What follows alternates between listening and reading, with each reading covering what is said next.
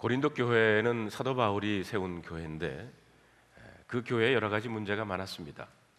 사도 바울이 멀리서 그 교회의 문제를 이렇게 들으면서 사도 바울의 마음이 안타깝고 아팠습니다. 그래서 그 교회 교인들에게 쓴 편지가 고린도 전서입니다. 그 교인들이 가지고 있는, 그 교회가 가지고 있는 그 문제에 대한 해답을 사도 바울은 이 고린도 전서 13장을 통해서 고린도 교회 교인들에게 주고 있습니다. 그러면서 사도 바울이 하신 말씀이 사랑은 오래 참고 사랑은 온유하며 시기하지 아니하며 사랑은 자랑하지 아니하며 교만하지 아니하며 무례히 행하지 아니하며 자기의 유익을 구하지 아니하며 성내지 아니하며 악한 것을 생각하지 아니하며 불의를 기뻐하지 아니하며 진리와 함께 기뻐하고 모든 것을 참으며 모든 것을 믿으며 모든 것을 바라며 모든 것을 견딘다고 했습니다. 사도 바울은 이 고린도 교회 문제 해결 방법으로 이 사랑의 본질 15가지를 제시하고 있습니다. 우리들은 지난 주일날 사랑의 본질 15가지 중에서 먼저 사랑이 하지 않는 것들 8가지를 함께 나누었습니다. 그것은 사랑은 시기하지 않고 자랑하지 않고 교만하지 않고 무례히 행하지 않고 사랑은 자기의 유익을 구하지 않고 성내지 않고 악한 것을 생각하지 않고 불의를 기뻐하지 않는다고 했습니다. 그리고 오늘은 사랑이 적극적으로 하는 7가지를 여러분들과 함께 상고해 볼까 합니다. 사랑은 오래 참고 온유합니다. 사랑은 진리와 함께 기뻐하고 모든 것을 참고 모든 것을 믿습니다. 사랑은 모든 것을 바라며 모든 것을 견딘다고 했습니다. 첫째는 사랑은 오래 참습니다. 사랑이 적극적으로 하는 7가지 본질 가운데 이와 비슷한 것이 3번이나 나옵니다. 첫 번째가 사랑은 오래 참는다는 것고요. 7절에 나오는 사랑은 모든 것을 참으며 모든 것을 견딘다고 그랬습니다. 이 4절로 7절 사이에 나오는 사랑의 본질 15가지를 말하면서 사랑은 오래 참고로 시작하고요. 그리고 사랑은 모든 것을 견딘다고로 마무리를 짓습니다. 이렇게 사랑의 시작과 끝이 그리고 3번씩이나 바로 인내하는 참음이라고 말하고 있습니다. 바로 이 오래 참음이 아가페적인 사랑과 그리고 에로스적인 사랑을 구별하는 잣대라고 볼 수가 있습니다. 여러분들에게 이미 말씀드린 대로 에로스적인 사랑은 가치를 추구하는 사랑, 그래서 좋은 것을 향해서 더 바꾸어가는, 그래서 모든 중심은 내가 중심인 이기적인 사랑을 에로스적인 사랑이라고 했습니다. 거기에 비해서 아가페적인 사랑은 가치를 부여하는 사랑, 그렇기 때문에 내가 중심이 아니라 상대방의 중심인 이타적인 사랑이라고 했습니다. 그렇기 때문에 에로스 사랑으로는 오래 참는 것이 불가능합니다. 부부관계나 부모관계 모든 관계에서 죽을 때까지 참는 것이 바로 아가페적인 사랑이라고 하는 것입니다. 그렇기 때문에 이것이 에로스 사랑이냐 아니면 아가페적인 사랑이냐, 이것을 결정적으로 구분짓는 것은 바로 오래 참음에 있다는 것입니다. 베드로후서 3장 9절에 보면 주의 약속은 어떤 이들이 더디다고 생각하는 것 같이 더딘 것이 아니라 오직 주께서는 너희를 대하여 오래 참으사 아무도 멸망하지 아니하고 다 회개하기에 이르기를 원한다고 했습니다. 유명한 무신론자 중에서 잉걸손이라고 하는 사람이 있어요. 어느 날 무신론 강의 도중에 그 탁상에 시계를 꺼내놓고는요, 내가 하나님께 5분의 시간을 주겠다. 내가 5분 동안 하나님을 저주하고 하나님을 욕을 할 텐데 그동안에 나를 죽이기를 바란다. 내가 만약 죽지 않는다면 하나님은 없거나 있어도 실패자에 불과하다. 이렇게 큰 소리를 쳤습니다. 그리고 5분이 지난 후에 아무 일이 일어나지 않자 인간이 승리자여 신은 실패라고 외쳤어요. 이 이야기를 전해들은 아주 신앙이 좋은 파커라고 하는 사람이 그 얘기를 듣고는 빙그레 웃으면서 이런 말을 했습니다. 과연 하나님이 실패한 것일까요? 오래 참으시는 하나님의 인내를 5분으로 단축시켜 보려고 한 잉걸손의 시도가 패배한 것이 아닙니까? 그렇습니다. 하나님은 오래 참고 기다리십니다. 여기 나오는 오래 참고라고 하는 그 단어를 히라보에 보면은 마크로투메오라고 하는 단어입니다. 이 뜻은 뭐냐면 부당한 일을 당해도 보복하지 않는 태도라는 것입니다. 고린도 교회의 문제를 해답하는 답으로 주신 말씀이에요. 왜냐하면 그 당시 고린도 교회 안에 부당한 일을 당하는 사람이 많았다는 겁니다. 고린도전서 6장 8절에 보면 너희는 불의를 행하고 속이는구나, 그는 너희 형제로다. 교회 안에서 성도들끼리 고발하고 야단이 났어요. 고린도전서 11장 22절 22절에 보면 이는 먹을 때에 각각 자기의 반찬을 먼저 갖다 먹으므로 어떤 사람은 시장하고 어떤 사람은 취함이라. 너희가 먹고 마실 집이 없느냐? 너희가 하나님의 교회를 업신 여기고 빈궁한 자들을 부끄럽게 하느냐? 가난한 사람들은 징교 시간에 업심을 당했고요. 그래서 마음의 상처를 받는 일이 많았다는 겁니다. 그때 바울이 주신 말씀이 교회에서 억울함을 당하는 일이 많느냐? 그것을 참고 견디는 것이 사랑이다라고 말했습니다. 여러분, 요즘에 교회 안에서도요, 억울한 일 당하는 경우들이 많습니다. 누구는 교회 안 주차장에 주차를 하고, 누구는 건너편에 주차하라고 그러고, 누구는 멀리 길에다가 하라고 합니다. 그런 얘기 들을 때마다 마음에 상처를 받는 사람도 있다고 그래요. 교회에서 부당한 일 당하고 상처받는 사람 많습니다. 열심히 나름대로 봉사를 했는데 뭐 음식 맛이 어떻다더니 맛이 없다더니 자기는 꼼짝하지 않으면서 어떻다고 평가해서 상처 주는 말을 들을 때 여러분 얼마나 억울하십니까? 가만히 보니까 병든 교회의 특징은 성도들에게 상처를 주는 교회가 병든 교회입니다. 사랑하는 성도 여러분, 우리 교회는 건강한 교회가 되기 위해서 이렇게 교회를 기도했으면 좋겠어요. 남에게 상처 주지 않도록 기도하는 교회가 되시기를 바랍니다. 드림교회에서 상처받는 교인들이 없기를 바랍니다. 둘째로, 혹시 부당한 일을 당해도 잘 참아내고 아가페적 사랑으로 참고 견딜 수 있는 오래 참음이 있는 사랑이 있기를 바랍니다. 데살로니가전서 5장 14절에 또 형제들아 너희를 권면하노니 게으른 자들을 권계하며 마음이 약한 자들을 격려하고 힘이 없는 자들을 붙들어주며 모든 사람에게 오래 참으라고 그랬어요. 여러분, 남에게 상처 주지 말아야 하지만 또한 조그만 일로 상처받았다고 우는 것 자체가 내 안에 아가페적인 사랑이 없다고 하는 증거입니다. 사랑은 오래 참습니다. 둘째로, 사랑은 온유합니다. 이 온유라고 하는 단어를 히라보에 보면 크레스 투에타이, 뜻은 뭐냐면 해를 끼치는 자에게 선으로 대한다는 뜻입니다. 오래 참음의 중요한 초점이 누군가가 내게 준 상처를 잘 견디는 것이라고 그러면 이 온유함은 한 걸음 더 나가서 내게 상처를 준 그 사람을 오히려 선대하는 것입니다. 온유하면 그런 뜻에서 오래 참음보다 훨씬 더 능동적이고 더 적극적인 의미를 가지고 있습니다. 어려운 시집살이를 견디면서 귀머거리 3년, 벙어리 3년이라고 하는 우리나라 속담이 있습니다. 참고 또 참는 것이 시집살이 견디는 방법이라는 것입니다. 그런데 문제는 이렇게 참다가 한번 터지게 되면 걷잡을 수 없게 됩니다. 그렇게 되면 참지 않은 것만 못하게 되는 경우들이 많습니다. 그것은요, 결코 참은 것이 아니라 버텨온 것이고요, 벼르며 기다려온 것입니다. 사랑은 참는 것만이 아니라 온유합니다. 예수님께서 마태복음 11장 29절에 나는 마음이 온유하고 겸손하다고 그러셨어요. 여러분, 예수님은 얼마나 온유하셨습니까? 베드로전서 2장 23절로 24절에 보니까 욕을 당하시되 맞대어 욕하지 아니하시고 고난을 당하시되 위협하지 아니하시고 공의로 심판하시는 이에게 부탁하시며, 여기까지가 예수님의 오래 참으심입니다.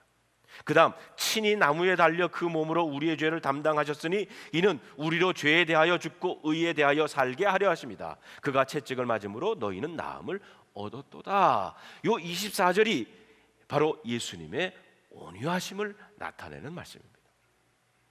성도 여러분, 여러분은 오늘 누구에게 오래 참으셔야 하십니까? 여러분은 오늘 누구에게 온유하게 대하여야 하십니까?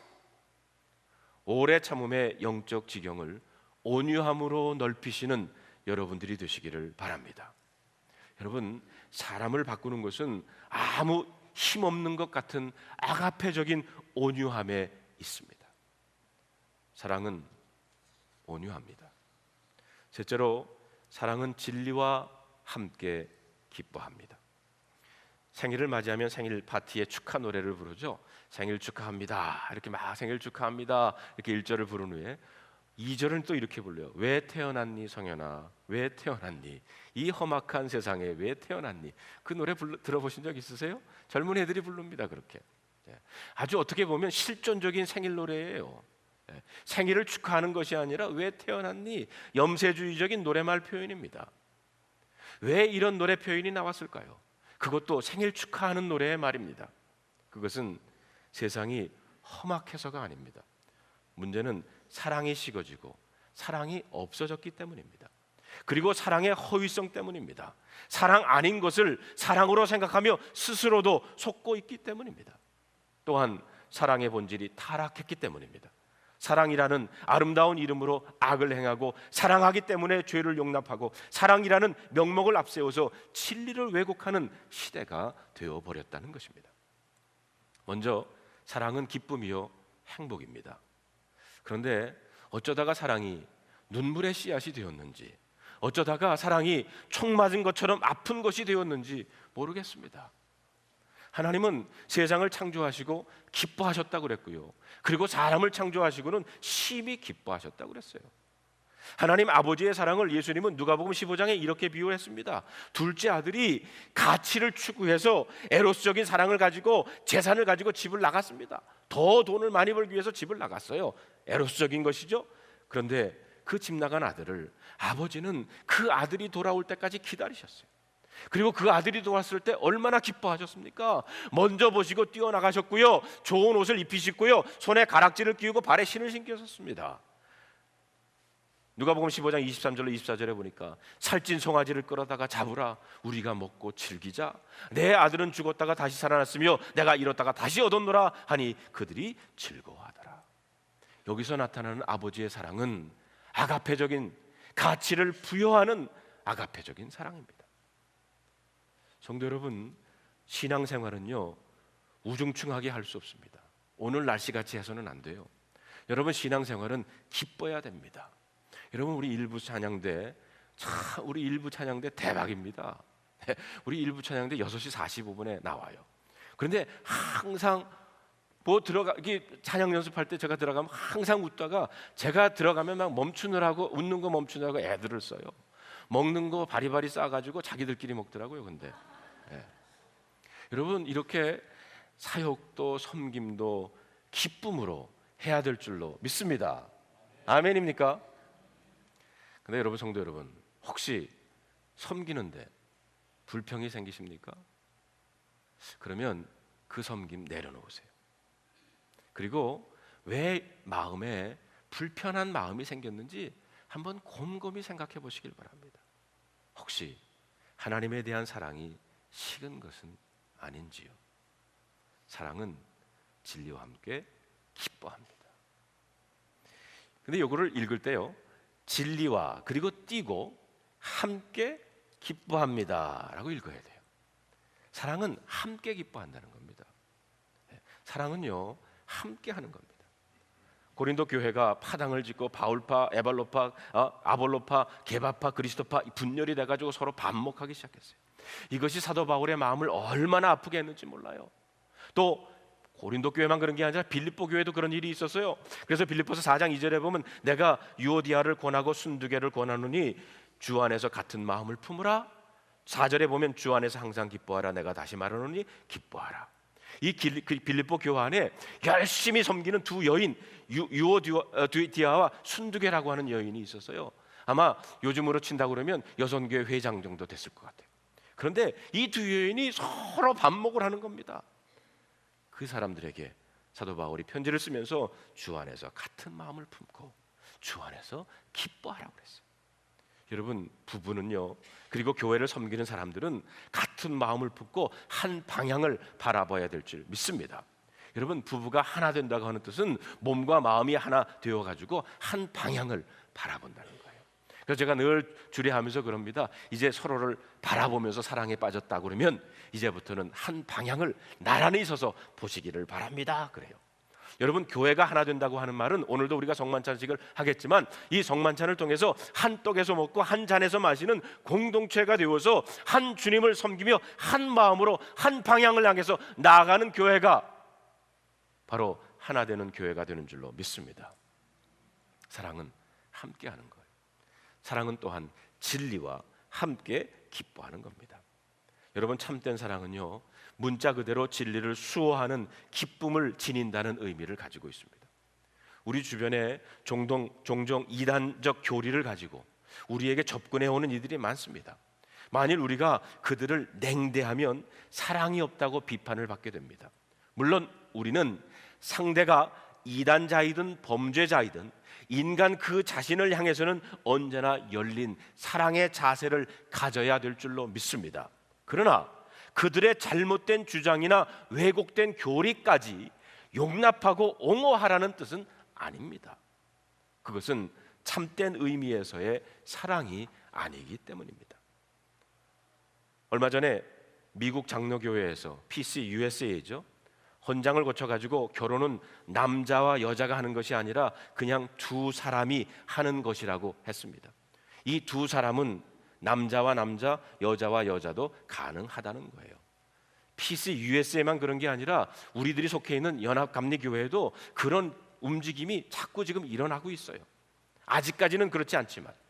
그래가지고 이번에 연합감리교회 신학교 중에 하나인 듀크 신학대학 학장님께서 리차드 헤이스라고 하는 그분이 동성애에 대해서 깊이 고민 끝에 이런 결론을 내리셨습니다. 성경적 성과 결혼의 원칙을 먼저 제시해야 한다. 결혼은 한 남자와 한 여자의 결합이다. 교회는 동성애자들에게 시민적 권리를 지지하고 교회의 일원이 될 수 있게 해야 하지만 동성애 크리스천들이 계속해서 동성애의 삶을 사는 것을 격려하는 것이 아니라 그들을 성령 안에서 치유받을 수 있도록 해야 한다라고 했습니다. 사랑은 진리와 함께 기뻐하는 것입니다.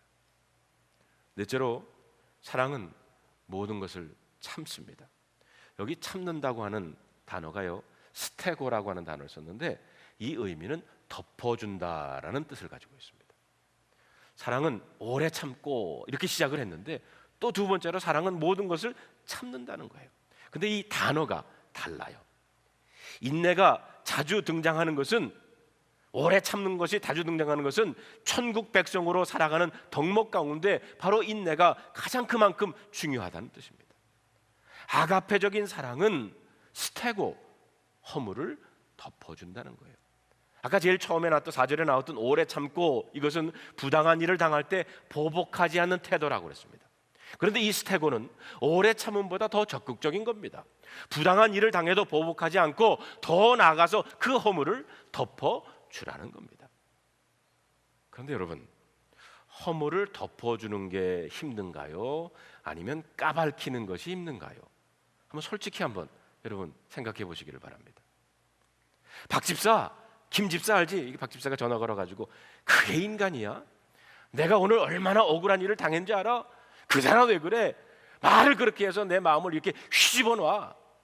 여러분, 이렇게 1시간 쏟아놓을 때 마음에 평강이 밀려오고요, 뭔가 해낸 듯한 뿌듯함이 밀려오고요, 그 다음에는 평안히 잠도 잘 옵니다. 아니면 이것을 덮어주기 위해서 안간힘을 다 쓸 때 여러분, 진정으로 여러분 마음에 평안이 오십니까? 우리는요, 덮어주려는 것이 더 힘들어요. 까발기는 게 더 자연스럽습니다. 누군가의 허물을 덮어주는 거 너무 힘들어요. 참았다가 일주일에 다 터뜨리고 나면, 야, 이제 살 것 같다 하는 것이 우리 인간들의 모습입니다. 아이들을 키우다 보면 그 인간의 본능이 나타나요. 우리 집에도 애가 셋인데 얘네들이 어렸을 때 동생을 좀 혼내주려고, 물론 제 마음에는 그런 마음이 없지만 큰 소리로 혼내주려고 애들아, 큰애한테 매 가져와 그러면요 손살같이 가서 매를 찾아옵니다. 물 가져와, 신문 가져와 할 때 꼼짝 안 하던 것이 동생 때릴 때 매 가져오라 그러면 마 찾다가 없으면 부엌에 가서 주걱이라도 가져와요. 그런데요, 이 아이가 좀 크고 나면요 이 아이들이 변합니다. 동생이 야단치면 언니가 아빠 한번 봐주세요, 한번 용서해 주세요 그래요. 여러분, 덮어준다고 하는 것은요 사실 문제가 있는 것을 전제하는 겁니다. 그렇기 때문에 덮어주는 거 아닙니까? 분명히 상대방이 허물이 있는 것을 전제하는 거예요. 구약에 나오는 인물 가운데 함이라고 하는 노아의 아들이 나옵니다. 근데 이 아들이, 노아 아들이 셋이잖아요. 근데 아버지가 술을 취한 추한 모습을 이 함이라고 하는 아들이 보고는 나가서 폭로를 해버려요. 근데 그것 때문에 저주를 받습니다. 여러분 한번 생각해 보세요. 함의 입장에서 생각해 보면 이거 얼마나 억울한 일입니까? 여러분, 함이 정말 없는 말 지어서 했습니까?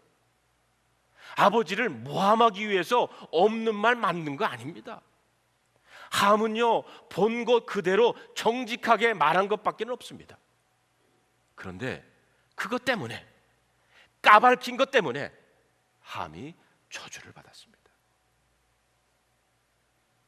함이 틀린 말에서 어려움 당한 거 아닙니다. 교회가 어려워지는 건요 함과 같은 사람들이 많기 때문입니다. 수군거리는 사람들 공통점은요 자기가 하는 말에 명분을 찾습니다. 내가 말이야 그 사람을 아껴서 하는 말인데, 내가 교회를 사랑해서 하는 말인데, 다 새빨간 거짓말이에요. 사실은요 덮어줄 능력이 없어서 그런 겁니다. 그 사람을 사랑해서 그러는 게 아니에요. 물론 공의를 드러내고자 하는 마음 귀한 마음입니다. 그러나 그 마음을 놀라우신 하나님의 사랑, 아가페존 사랑으로 포장되지 않으면 안 된다는 거예요. 뉴욕 타임즈가 시작되었을 때 표어가 뭔지 아십니까? All the news that's fit to print. 활자하기에 적합한 모든 뉴스를 이라는 것이었어요.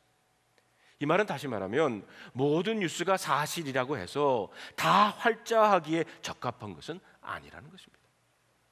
마찬가지로 남에 대한 모든 이야기가 사실이라고 해서 말하기에 다 적합한 것은 아니라는 것입니다. 그런데 요즘 SNS를 통해 가지고 정보가 빨라지고 교류가 빨라진 것은 좋습니다. 그런데 이런 것이 모든 것이 폭로되고 말아요. 그런데 진실만 나눈 것이 아니라 잘못된 진실이 아닌 것까지도 나누어지다 보니까 상처를 주는 경우가 얼마나 많습니까? 사랑하는 성도 여러분, 드림교회 성도님들이 함과 같은 잘못을 범하는 사람들이 없기를 바랍니다. 잠언 10장 12절에 보면 미움은 다툼을 일으켜도 사랑은 모든 허물을 가리운다고 했습니다. 잠언 17장 9절에 보면 허물을 덮어주는 자는 사랑을 구하는 자요 그것을 거듭 말하는 자는 친한 것을 이간하는 자라고 했습니다. 베드로전서 4장 8절에 보면 무엇보다도 뜨겁게 사랑할지니 사랑은 허다한 죄를 덮어준다고 했습니다. 사랑은 모든 것을 참습니다. 사랑은 서로의 허물을 덮습니다. 다섯째로 사랑은 모든 것을 믿습니다. 여기에서는요 나오는 믿음은 신앙 행위를 말하는 거 아니에요. 인간 사회에서 일어나는 신뢰의 관계를 말하는 겁니다. 그래서 몇 명 신학자는 이 믿음을 이렇게 설명했습니다. 이웃이 무슨 짓을 해도 무비판적으로 무조건 믿어준다는 말이 아니라 실망스러운 행위를 상대방이 했을지라도 근본적인 신뢰관계를 유지한다는 뜻이다. 또 어떤 신학자는요 모든 것을 선으로 해석하려는 착한 의지다. 우리가 누군가를 미워하면 모든 것을 나쁘고 악하게 해석하려는 의지가 있다는 거예요. 근데 아가페적인 사랑이 있으면 모든 것을 선으로 해석하려고 하는 의지라는 것입니다. 여러분들은 모든 것을 착하게 해석하려는 의지가 있습니까? 아니면 악하게 해석하려고 하는 의지가 있습니까? 세상에는 세 종류의 사람이 있다고 합니다. 첫째로는 속기를 잘하는 사람입니다. 이 사람은 누구의 말이든 쉬 믿고 따르다가 바보처럼 속아 손해보는 일을 많이 당한다고 그래요. 두 번째로는 그런가 하면 냉소적인 사람이 있다고 그래요. 이런 사람은 누가 말하더라도 듣거나 믿지를 않습니다. 그러면서 자신이 똑똑한처럼 생각하고 행동하지만 사실은 가장 불행한 사람이 이 사람이라고 그래요. 그 세 번째가 현명한 사람입니다. 이는 자신이 다 알고 있으면서도 믿어주는 사람입니다. 현대 사회에서 말하는 문제 아들은 하나같이 어머니를 미워한다고 그래요. 그 이유는 어머니가 너무 똑똑하기 때문이라는 겁니다. 여러분, 어머니의 매력은요, 자식을 믿어주는 데 있습니다. 모든 사람들이 다 나쁘다고 하더라도 어머니는 그 아들에게 속고 속으면서도 끝까지 믿어주고 기다립니다. 여기에 어머니의 진정한 사랑이 있고 어머니가 어머니 되는 고귀함과 아름다움이 있습니다. 그런데 요즘 어머니들은 너무 똑똑한 나머지 아이들이 무엇이라고 한마디 하면 아예 야, 내가 속을 줄 아냐? 너무 잘 알기 때문에 여기에 문제가 있고 이렇게 해서 그 아이를 고아로 만든다는 것입니다. 부부 사이는 어떻습니까? 제가 어떤 실수를 했다 해도 어떤 비난받을 짓을 해도 드림교회 모든 교인들이 저에게 실망을 하고 다 제게 등을 돌린다 해도 눈물로 저를 불쌍히 여겨줄 한 사람이 있습니다. 제 아내입니다. 어떤 의미에서 많은 교인들은 제 기능을 보고 찾아온 사람들이에요. 어떤 의미에서 에로스적인 가치를 추구해서 이곳까지 찾아온 사람들, 더 좋은 설교, 더 좋은 교회, 더 좋은 목사가 있으면 또 떠날 사람들 있습니다. 그러나 내가 확신하는 것은 내가 어떤 타락의 자리에 빠진다 해도 제 아내는 끝까지 나를 보듬어주고 나를 믿어줄 사람입니다. 아멘이 없네. 저만 그런 게 아니라 여러분도 마찬가지라는 거예요. 그런데 놀라운 것은 이런 사랑의 확신, 믿어주며 타락의 길을 막아주는 힘이 있다는 겁니다. 이런 아내에게 내가 절대로 부끄러운 짓 하지 말아야지, 나를 믿어주는 자식에게 부끄러운 인생 살지 말아야지 하는 마음을 갖게 되는 겁니다. 사랑은 모든 것을 믿어줍니다. 어느 성서학자는 이 구절은 바로 바울의 마음을 피력하고 있다고 그랬어요.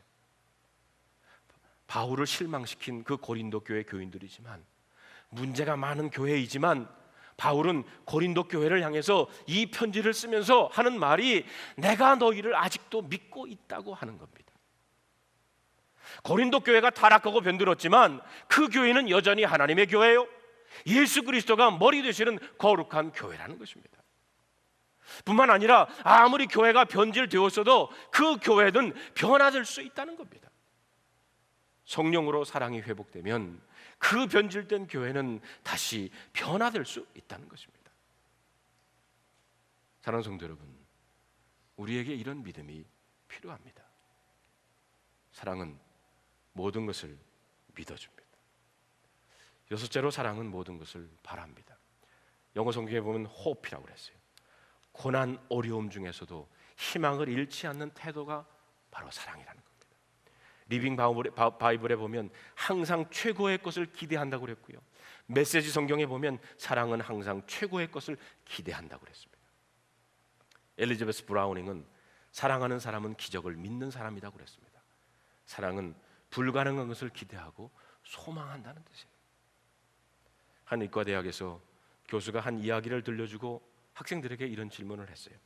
한 부부가 있는데 남편은 매독에 걸렸고 성병에 걸렸다는 거죠. 아내는 심한 폐결핵에 걸려 있다. 이 가정에는 아이가 넷이 있는데 한 아이는 며칠 전에 폐결핵으로 죽었고 남아있는 세 아이도 결핵으로 살아갈 가망이 없다. 그런데 이 심한 폐결핵에 걸린 부인이 현재 임신 중인데 어떻게 하면 좋겠느냐? 하고 교수님이 학생들에게 물었더니 한 학생이 당연한 듯이 이렇게 대답을 하더랍니다. 낙태수술 해야죠. 그러자 이 교수님이 이렇게 대답을 하셨습니다. 방금 자네는 베토벤을 죽였네. 이 불행한 환경 가운데 5번째로 태어난 사람이 그 위대한 음악가 베토벤입니다. 이 교수님이 학생들에게 무슨 메시지를 던져주고 싶은 겁니까? 너무 현실적인 눈으로만 현실과 상황을 바라보지 말라는 겁니다. 지금 내가 어떤 상황에 처해 있다 해도 여기에 초점을 두지 말고 아무리 어려운 상황이 있을지라도 결코 희망을 포기해서는 안 된다는 말입니다. 예수님이 제자를 선택했을 때 그 기준이 세상적인 것이 아니었어요. 에로서적인 눈으로 봤다 그러면 합당하지 않았을 제자들입니다. 여러분, 인류의 구원이라고 하는 큰 역사의 동역자를 뽑는데 어떻게 예수님은 한결같이 문제 많은 사람들을 뽑으셨습니까? 요한복음 1장 41절에 보면 내가 요한의 아들 시몬이니 장차 게바라 하리라. 게바라는 뜻이 뭡니까? 베드로 반석이라는 뜻입니다. 이 주님은 어떤 기준으로 12명을 뽑으셨습니까? 가능성이 없는 인생이지만 그들을 뽑아서 다듬어 가셨습니다. 만약에 예수님께서 에로스적인 가치를 추구하는 사랑으로 이미 가치가 있는 것을 선택했다 그러면 아마 이 12제자 중에서요, 그런 선택의 기준으로 봤다고는 뽑힐 사람은 딱 하나예요. 가룟 유다. 그 사람은 똑똑한 사람이었습니다.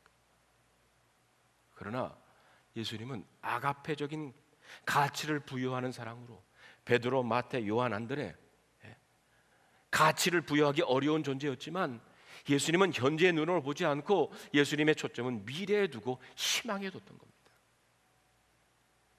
구약에 나오는 요셉은 어떻습니까? 어렸을 때 너무 철이 없었어요.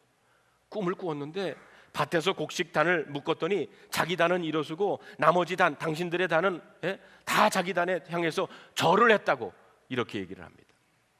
형들은 그것 때문에 싫어했지만 창세기 37장 11절에 보니까 그의 형들은 시기하되 그 아버지는 그 말을 간직해 두었더라. 아버지 야곱은 희망을 가졌다는 얘기입니다. 바울은 사랑은 오래 참고 과거의 상처로 시작됐지만 이제 점점 갈수록 미래를 향하고 있습니다. 현재의 가치로 판단하는 것이 아니라 가치를 부여해야 한다는 것입니다.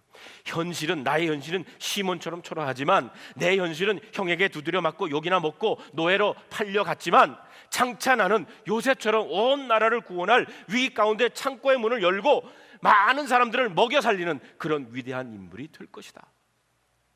미리 당겨서 미래를 바라볼 줄 아는 아가페적인 사랑의 사람들이 되시기를 축원합니다.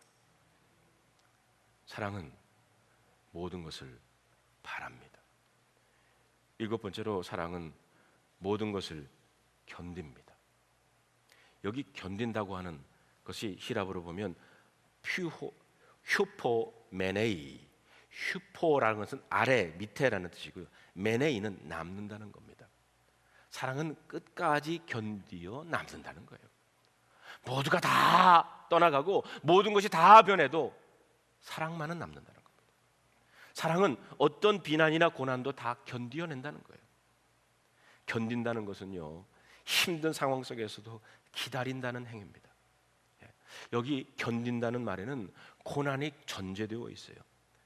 우리에게는 세상과 타협할 수 없기 때문에 견뎌야 할 고난이 있습니다. 베드로전서 4장 12절에 보면 사랑하는 자들아 너희를 연단하려고 오는 불시험을 이상한 일 당하는 것 같이 이상히 여기지 말라 그랬어요. 지금 이 자리에 고난 중에 어려움 중에 있는 사람들에게 주시는 메시지인 줄로 믿습니다. 여러분, 어렵습니까? 이상히 여기지 마세요. 고난 중에 있습니까? 이상히 여기지 말라고 그랬어요. 당연한 것이라고 그랬습니다. 오늘 마침 박인영 권사님 이 자리에 나와 계시지만 암이 발견됐을 때 권사님 그러셨어요. 보통 암에 걸리면 Why me? 하나님 왜 나에게 이런 거를 주십니까? 이렇게들 보통 사람은 얘기하는데 박인영 권사님 뭐라고 하신 줄 아세요? Why not me? 왜 나라고 암에 걸릴 수 없습니까? Why not me? 바로 이상히 여기지 않은 거예요. 어려움 당했지만 당연한 이상히 여기지 않은 겁니다. 디모데후서 3장 12절에 무릇 그리스도 예수 안에서 경건하게 살고자 하는 자는 박해를 받는다고 그랬습니다. 모든 것을 견딘다고 하는 메시지는요, 하나님의 사랑을 받는 사람은 이 땅에서 치러야 할 고난이 있다는 겁니다. 둘째로 고난을 견디어낼 힘이 있다는 겁니다. 여러분의 현실이 여러분 너무 버겁습니까? 그렇다고 그러면 하나님 이 어려움 물리쳐 주세요 이렇게 기도하지 말고요, 하나님 이 어려움을 감당하고도 남는 사랑을 주세요 이렇게 기도하시길 바랍니다. 하나님 이 어려움을 감당하고도 남는, 견디어낼 수 있는 그런 아가페적인 사랑을 주세요.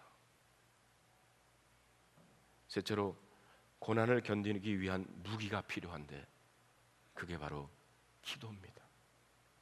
로마서 12장 10절에 보면 소망 중에 즐거워하며 환난 중에 참으며 기도에 항상 힘쓰라고 그랬습니다. 여러분, 견디어내는 힘은, 견디어낼 수 있는 능력은 바로 기도에 있습니다. 시편 40편 1절에 내가 여호와를 기다리고 기다렸더니 귀를 기울이사 나의 부르짖음을 들으셨더라. 여러분, 기다린다고 하는 것은 나의 부르짖는 기도라는 겁니다. 그냥 기다리는 것이 아니라 그냥 남아있는 것이 아니라 기도한다는 것이에요. 요즘 우리가 40일 특세를 하고 있죠. 이제 이번 주가 마지막 주입니다. 평균을 내보니까 하루에 한 50명 정도, 그보다 조금 더 많은 사람들이 나오더라고요. 제가 바라기는요, 특세가 이번 주에 끝나지만 계속해서 적어도 그 반 정도는 매일 새벽 제단을 쌓는 그런 교회가 될 수 있기를 바랍니다. 그러면서 제가 한번 생각해 봤어요. 우리 교회 샘터가 25개인데 그 샘터지기만, 아니 샘녀만 나와도 25명은 나오겠구나. 사랑은 모든 것을 견딥니다. 사랑은 아래 남는 거예요. 이 자리에 남아서 기도로 고난을 이길 능력, 사랑을 달라고 기도할 수 있는 여러분들이 되시기를 주님의 이름으로 축원합니다. 사랑은 모든 것을 견딥니다.